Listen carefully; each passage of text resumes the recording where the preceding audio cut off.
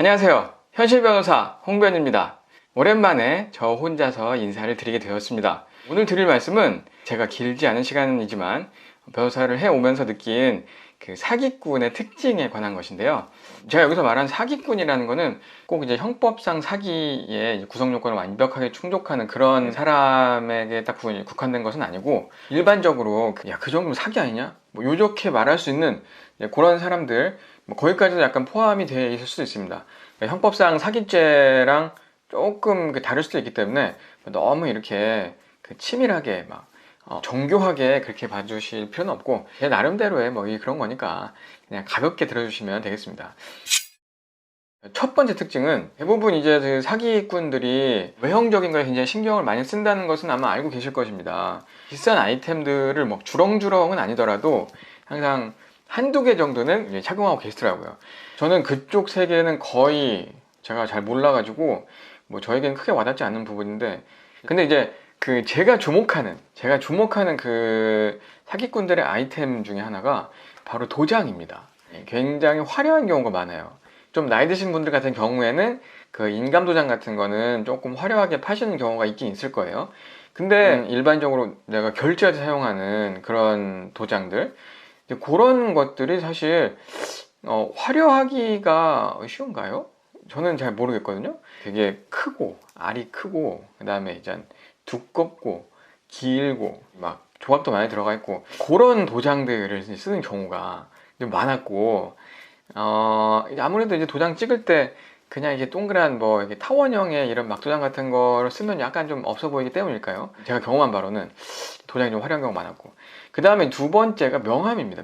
명함 역시 상당히 이게 있어 보이는 경우가 많이 있어요. 제가 이제 예시로 몇 개를 보여드리면 좋겠는데, 저도 이제 가지고 있는 명함들이 있으니까 어이없이 화려한 경우가 좀 있었습니다. 명함에 막 이렇게 독수리하고 봉황 같은 게 이제 들어가 있다든지 이제 그런 거 있잖아요. 그런 명함들 굉장히 평범한 나 같은 사람이랑 1대1로 만나시는 분의 명함이 지나치게 화려하면 사실 그거는 이제 제가 보기에도 좀 이상하거든요. 한 대기업 총수쯤 되는 그런 명함을 쓰는 분이 날 만난다? 약간 의아한 경우가 많았거든요. 아무튼 사기꾼들이 좋아하는 그런 화려한 아이템 중에 제가 주목하는 것은 바로 도장과 명함입니다. 그리고 이제 덧붙여서 말씀드리면, 이것은 이제 더 확률이 많이 떨어질 수가 있는데요. 그 사기꾼들은요, 글씨를 잘 쓰는 경우가 많았습니다. 근데 희한하죠? 계약서 같은 거나 아니면 이렇게 아니 계약서가 아니더라도 예를 들면 그 상품 설명 같은 거를 이렇게 해주면서 메모지에다가 이렇게 적잖아요. 글씨를 진짜 잘 쓰면은 거기 신뢰도가 확 올라갑니다. 그리고 이 글씨를 가로로 쓰는 사람도 있는데, 사기꾼들 중에 세로로 쓰는 사람도 종종 봤습니다. 이제 항상 돈 왕창 빌리고 안 갚을 거면서 다 언제까지 갚는다, 각서 이런 거, 사기꾼들이 그런 걸 쓸 때 글씨가 좋으면요, 그거의 신뢰도가 올라갑니다. 희한하죠. 그렇기 때문에 그 종이 쪼가리 하나 받고 한참을 또 기다리시고, 그런 분들이 많이 있었거든요. 사람은 확실히 이 외모로만 평가할 수는 없습니다.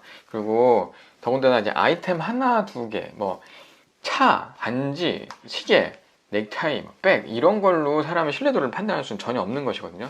제가 드리고 싶은 말씀은, 이제 만약에 그 사람을 내가 신뢰하게 된 이유가 무엇인가 생각해 봤을 때 그 사람이 떠오르는 게 명품 시계나 명품 가방이나 이런 것들 때문에 내가 그 사람을 신뢰하고 있다라는 생각이 드신다면, 그것은 굉장히 잘못된 것이기 때문에 그 사람에 대해서 더 깊이 고민해보고 더 많은 것을 좀 더 알아보셔야 됩니다.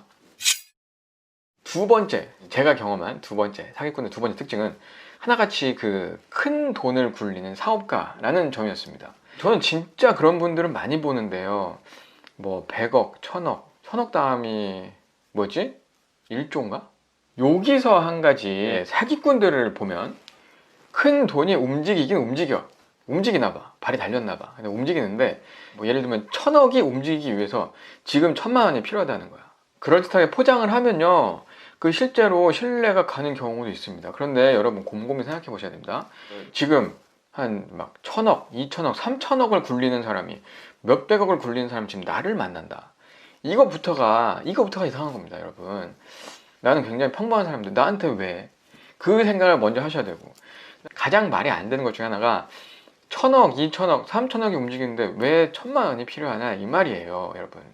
혹시라도 이것을 보게 되시는 분들 계시다면 그거에 대해서 의문을 꼭 가져보셔야 됩니다. 제가 지갑에 100만 원이 있는데 이걸 쓰기 위해서 10만 원이 필요한가요? 내가 은행에 100억이 있는데 이걸 인출하기 위해서 1000만 원이 필요하다? 그것도 이상한 거잖아요. 내 가진 돈이 100억이면 그거 그냥 꺼내 쓰면 되는 겁니다, 여러분. 태평양에서 1000억을 실은 배가 오고 있는데 이게 나한테 오려면 한 1000만 원이 필요하다. 그럼 그 100억에서 꺼내주면 돼. 내가 1000억이라 그랬나요? 거기서 그냥 꺼내주면 될 거 아니야. 안 그래요? 저는 사업을 안 해봤으니까 모르겠는데 큰 돈을 움직이기 위해서 작은 돈이 필요하다. 이곳은 조금 제가 보기에는 어불성설인 것 같아요. 거기서 꺼내주면 되기 때문에 혹시라도 그런 제의를 받으신다면 여러분 이건 진짜 심각하게 제가 드리는 말씀인데 그런 경우는요 사기인 경우가 되게 많습니다. 제가 많은 경우를 봤어요. 이런 거는요. 꼭 주의를 하셨으면 좋겠습니다. 자, 세 번째 특징이에요. 세 번째 특징. 그분들이 말씀하시는 사업 아이템이나 돈이 들어온다는 그 방법, 그것들이 내가 잘 모르는 경우가 대부분입니다. 용어는 굉장히 흔한 걸 썼지만 사실상 내가 잘 모르는 경우, 그런 거를 나에게 얘기해 주는 경우가 많습니다. 그런 비법, 내가 잘 모르는 비법.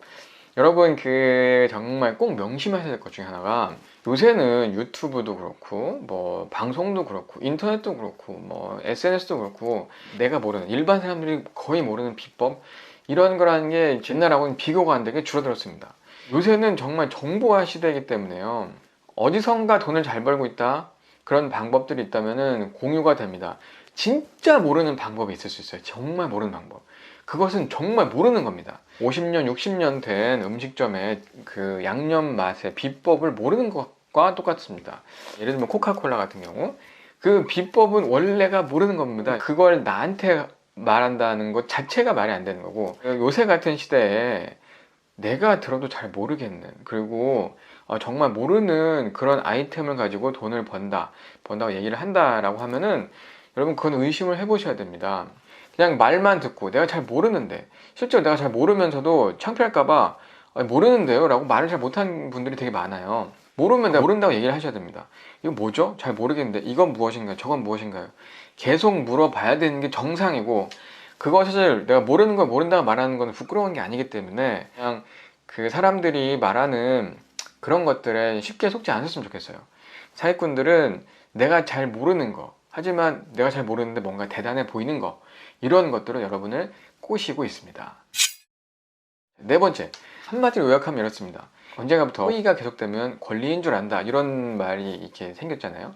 거기서 이제 한 발 나아가서 호의가 계속되면 둘리다 라는 말이 있었어요. 뭐 무슨 뜻인지는 저 잘 모르겠지만 근데 저랑 그 같이 일하는 변호사님이 하신 명언이 있습니다. 여러분, 호의가 계속되는 보다 호의가 계속되면 사기입니다. 여러분.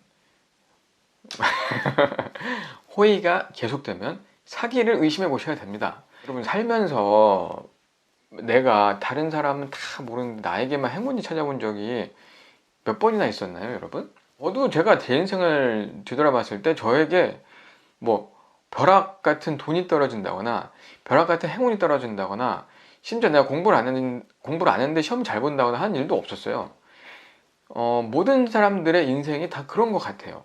근데 이 사기꾼들의 특징은 나에게 정말 어디서도 없는 절호의 찬스, 지금 돈을 넣으면 2달 뒤, 3달 뒤 정말 큰 돈이 들어온다. 지금 돈을 얼마 넣으면 2배로 풀려줄게. 2배가 더 될 수도 있어. 이것은 아무도 모르는 사업 아이템, 정말 너에게만 주어진 행운이야, 절호의 찬스야 라는 걸 되게 강조합니다. 여기서 여러분들은 정말 주의를 하셔야 됩니다.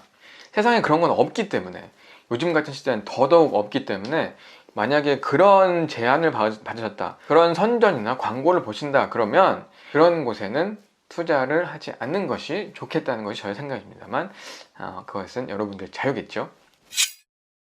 다섯 번째는 집요한 권유입니다. 제가 만난 많은 분들이 그렇습니다. 여러 가지 사업 아이템을 가지고 와서 돈 좀만 넣으시라고 하는데 그게 굉장히 집요하게 찾아오는 경우가 있어요. 막 오늘도 전화하고 내일도 전화하고 와서 오바해서 막 일해주고 밥 해주고 선물 갖다 주고 막 집요하게 꼬셔요. 그래가지고 내가 안 한다, 돈이 없다, 없는데도 그럼 빚을 내서 하라, 막 이렇게 집요하고 막 되게 끈질기게 권유하는 사람들이 있어요. 이게 정말 좋은 기회라면 여러분 나에게 그렇게 몇 번씩 꼬실 필요가 없어요. 이건 너무나 좋은 기회고 놓치는 게 바보기 때문에 싫은데요 하면 쿨하게 가는 게 정상입니다. 정말 좋은 기회고 정말 너무 좋은 사업 아이템이라면 나를 이렇게까지 설득할 필요 자체가 없는 거예요. 왜냐면 한다는 사람이 줄을 서 있고 그냥 내가 놓치면 내가 바보기 때문에 그냥 나를 지나 다른 사람한테 가면 되는 거예요. 정말 좋은 기회라면은 나도 모르게 그냥 떠나갑니다. 제가 드리고 싶은 말씀은 벌써 나를 너무 집요하게 그 막 설득하고 막 요구하고 와서 막 끈덕지게 막 잘해주고 이런 것들은 그런 것들은 좋은 게 아닐 수도 있다는 점입니다. 여섯 번째는요, 바로 연결이 되는데 사람들이 있잖아요. 그 사기꾼들은 이제 엄청 잘해주고 집요하게 막 꼬시고 막 선물도 갖다 주고 일도 해주고 막 이렇게 합니다.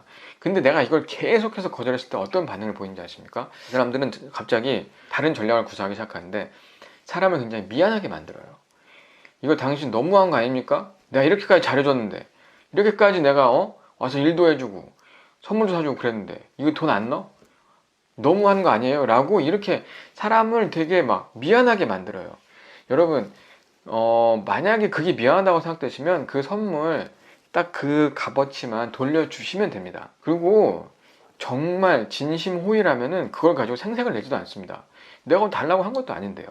근데 한 굉장히 마지막 수단, 이건 마지막 수단이에요. 그러는 거 아니라고. 경우 없는 사람 취급하고 그래서 마음이 약해지게 만드는 거. 그것은 사기꾼의 정말 마지막 사기꾼의 최후의 방법인 것을 여러분 정말 명심하셨으면 좋겠습니다. 사실 내가 넣을 돈하고 그 사람들이 잘해준 거하고 비교해보면 차이가 굉장히 커요. 그 사람이 잘해준 건 몇 푼 안 됩니다. 뭐 한 10만 원, 20만 원, 뭐 예를 들어서 그 정도밖에 안 돼. 내가 저 사람이 나한테 요구한 돈은 2천, 3천이야. 그리고 막 거기 나중에 뭐 공장이 지어지면 거기다가 대출 받아서 넣으라는 거야. 이런 큰 돈하고 그런 작은 호의하고 여러분 비교할 수 있겠습니까? 내가 원하지도 않은 호의를 베풀어주고 끈질기게 나를 설득하는 것부터가 잘못됐는데 그것을 내가 응하지 않았다고 해서 사람을 미안하게 만들고 마음이 위축되게 만드는 것, 그런 것들은 사기꾼의 전형적인 특징이기 때문에 그런 것들에 넘어가시면 절대 안 됩니다. 만약에 미안하신 마음이 들면 내가 계산해 보니까 밥 얻어먹은 게 한 20만 원씩 되는 것 같아. 그러면 카카오톡 기프티콘 20만 원씩 사서 주세요. 그냥 그러고 그냥 그동안 감사했습니다 하고 보내면 그만이죠. 20만 원, 30만 원 얻어먹은 게 내가 미안해서 1000만 원을 얻는다? 이런 것 자체가 그 요구 자체도 무리한 것이기 때문에 그런 것에 넘어가지 않으셨으면 좋겠습니다. 오늘 내용을 한 줄로 요약하면 아까 저희 같이 일하시던 변호사님이 말씀하신 거 있죠? 정말 명언 중에 명언. 호의가 계속되면 뭐다? 호의가 계속되면 사기입니다, 여러분. 내 인생을 되돌아봤을 때 한 번도 이런 대박 행운이 찾아온 일이 없다면 냉정하게 말해서 죄송한데 앞으로도 안 찾아올 가능성이 높습니다. 아무튼 오늘 여기까지입니다. 다음번에 더 재미있는 내용으로 찾아오겠습니다.